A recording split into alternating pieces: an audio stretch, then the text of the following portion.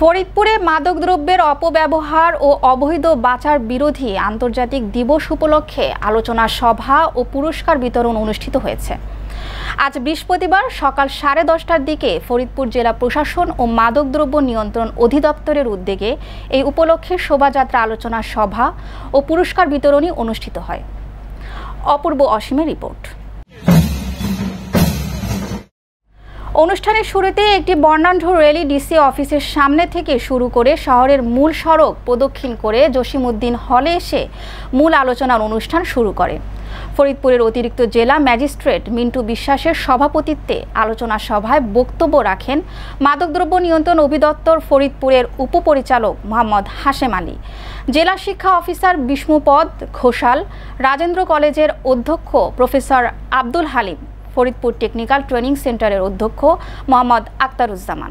এ সময় বিভিন্ন শিক্ষা প্রতিষ্ঠানের শিক্ষার্থীবৃন্দ এবং বিভিন্ন সামাজিক সাংস্কৃতিক প্রতিষ্ঠানের নেতৃবৃন্দ উপস্থিত ছিলেন। এ সময় বক্তারা বলেন, আমাদের সন্তানকে মাদক থেকে দূরে রাখতে সর্বোচ্চ চেষ্টা চালিয়ে যেতে হবে, কেননা মাদক একটি পরিবার, সমাজ ও দেশকে ধ্বংসের পথে নিয়ে যায়। এক্ষেত্রে যে যার জায়গা থেকে মাদকের বিরুদ্ধে দাঁড়াতে হবে।